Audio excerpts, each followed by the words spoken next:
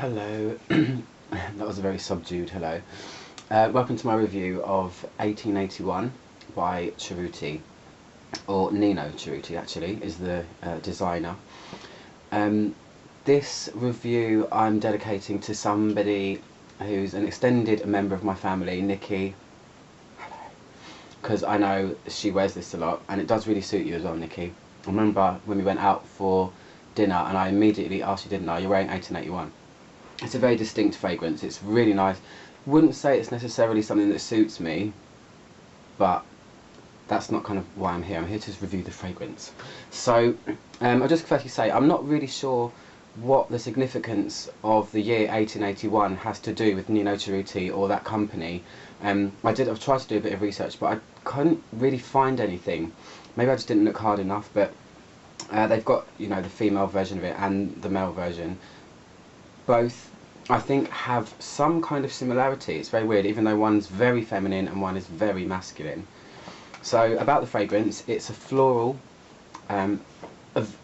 floral fragrance, very floral. There's loads of flowers in it, and it came out in 1995.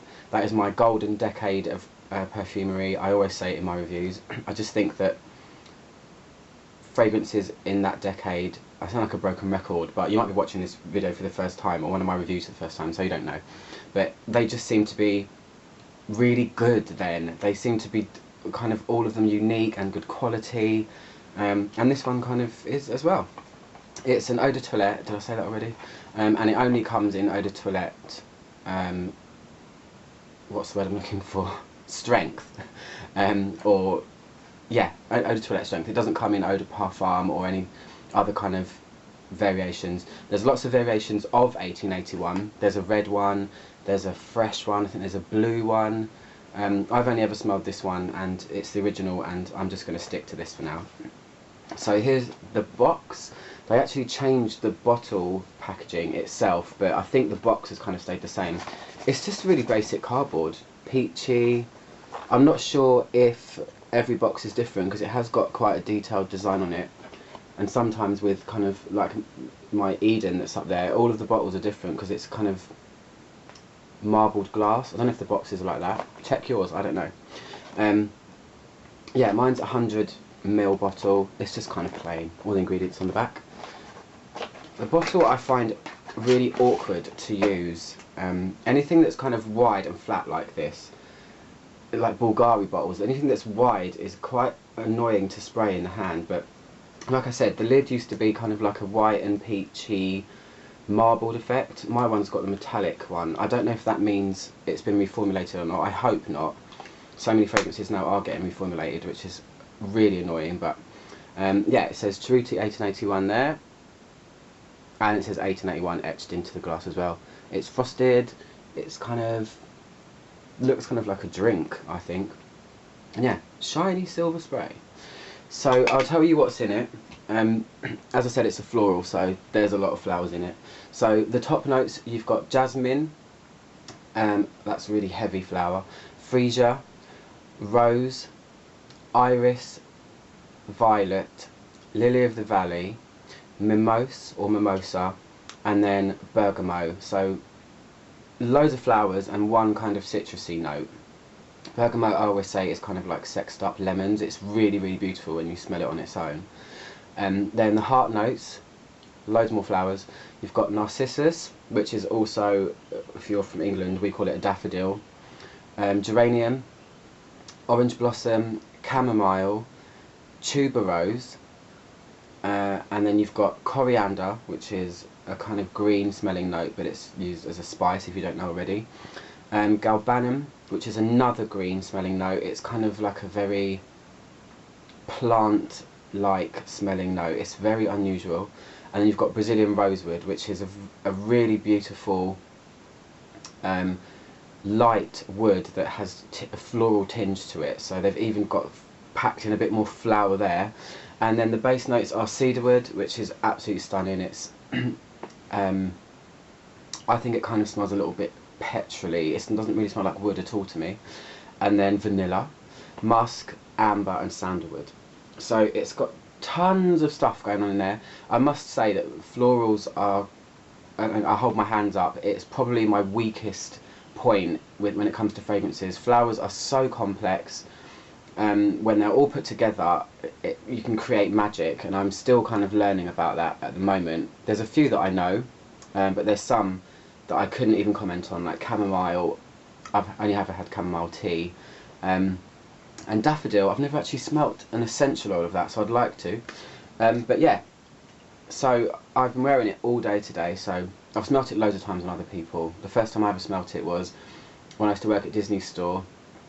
One of our manager's girlfriends used to come and meet him every day, and she always, I used to ask her over and over, what is that again? What is that again? What is that again? Until it finally went in, and she used to always say, you know, it's 1881.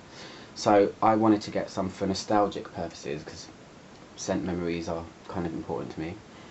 So yeah, I'll spray it on this hand. As I said, it's quite awkward to spray, but it sprays out quite a lot. I don't know if you can see that. Quite a lot. For an eau de toilette, I'll just say it has, I think, the perfect amount of projection and longevity. I like my fragrances really strong, but I think this would be kind of a crowd pleaser in that way. It's not offensive in any way.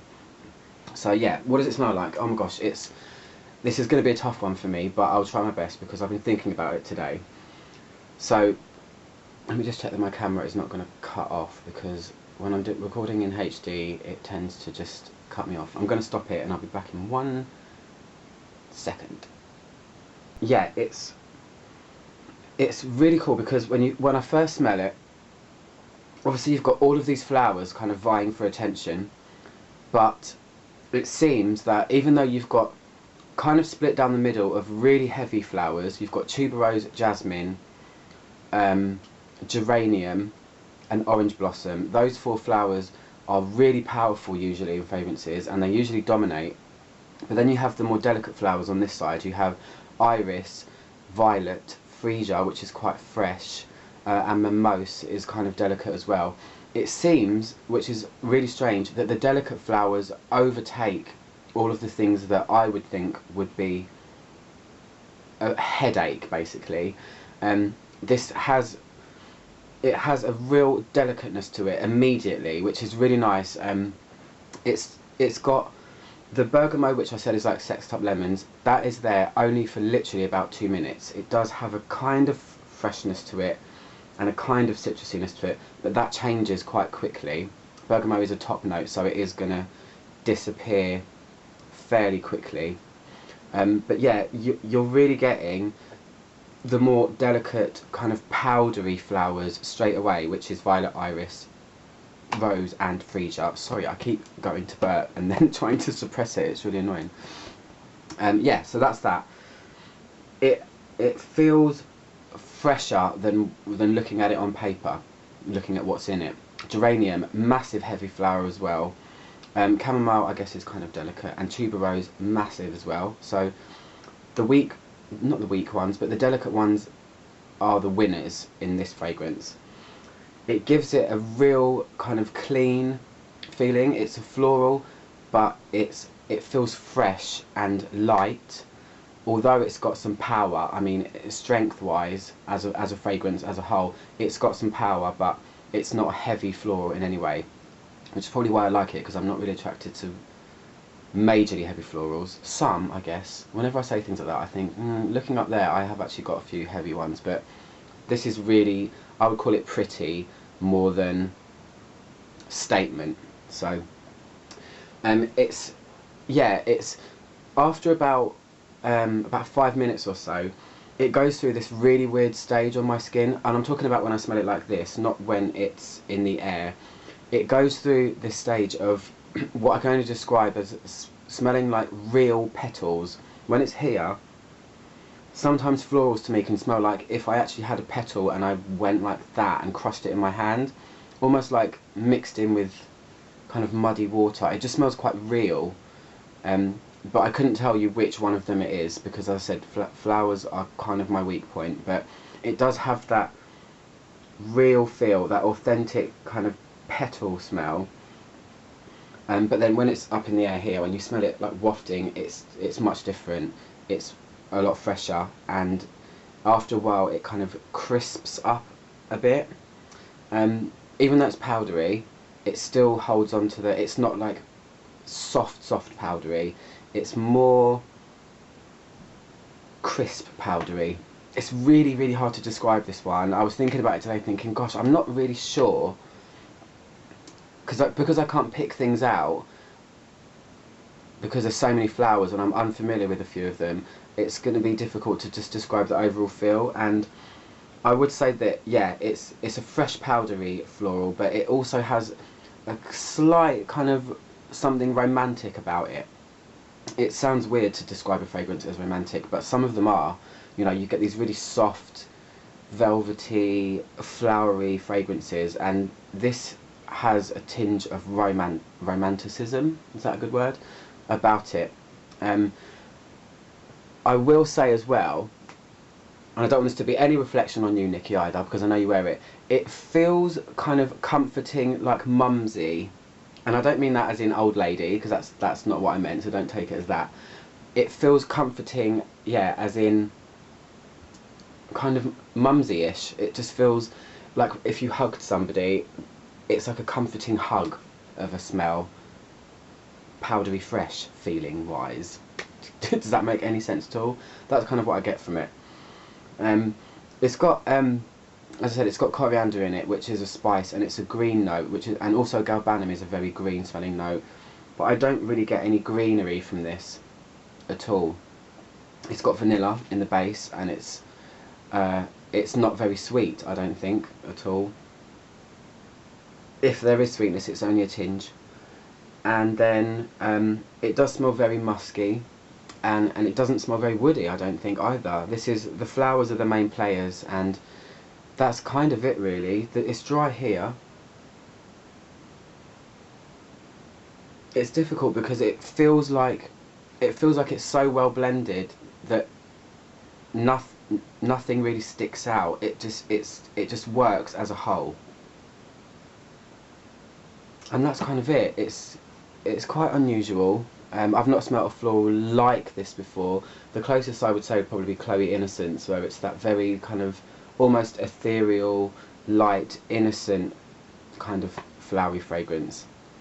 And that's all I can say, apart from the longevity. It lasts a hell of a long time. I said about the projection, it projects perfectly, and I think it's quite a safe bet. You could probably wear it, I'd probably say springtime would be the good season to wear it in, but I'd wear this to bed also. It's just got that kind of comforty, get out of the shower and spray it on feel. So hopefully, Nikki, I did that justice for you, and anyone else that's watching. If you do know about the 1881 and what that's all about, then let me know, because I'd like to know, really. So other than that, I'll see you guys soon for another review. Thanks, bye-bye.